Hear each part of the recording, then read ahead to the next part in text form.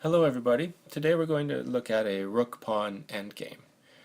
Now I'm playing white, so I'm down by a pawn, and I'm essentially playing for a draw. And it's black's turn to move. So black moves his rook here to check my king, and I answer that by offering an exchange of rooks. Now my feeling was that if I could get the rooks off the board, I'd have a better chance of stopping that pawn from promoting and therefore getting the draw. So the question I'll pose to you at this point, and you can pause to think about it if you need to, is was I right to offer the exchange? Or another way of asking is would it be good for black to take the exchange? Okay, so it was definitely a bad move for me to offer the exchange, and it was right for black to take the exchange, and that is exactly what black does. Because if you look at the position after the exchange, you'll see that my king is a little offside here. And now, if black plays properly, he'll be able to get his king in front of his pawn and escort him to promotion. Okay, so that was a blunder on my part for sure. So black proceeds by bringing the king up, and I realized at this point my mistake. All I can do is try to put up the most stubborn resistance as possible. But now black makes a mistake. Black leads with the pawn. So what black should have done is lead with the king.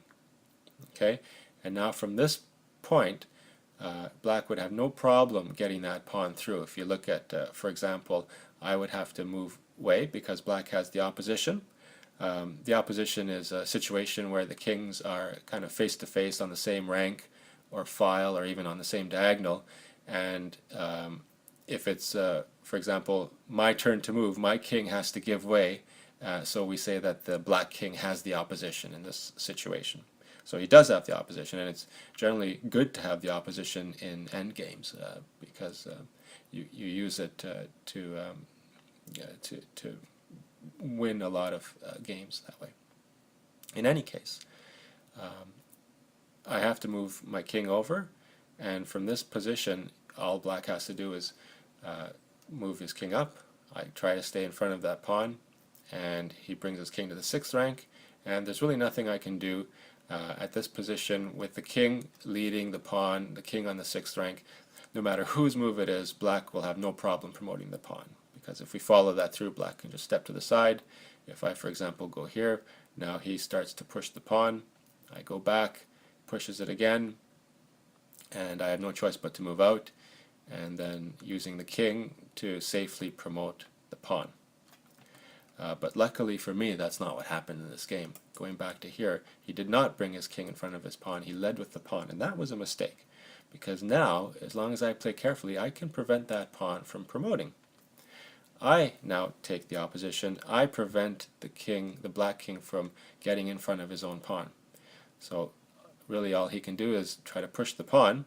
I stay in front of it. He goes there. Now I fall right back. He comes here. I take the opposition. And at this point he moves off to the side. I think he's realized that there's not much he can do. If he had just pushed the pawn here, then all I would need to do is go in front of it, and if he moves here to keep the pawn, then it's a stalemate. I have no legal moves. If instead he moves to some other square, then I can just capture the pawn, and it's a draw anyway. Okay, so what happened in the game is that we just kind of dance around this position a little bit, and I held out for a draw, and finally we agreed to draw.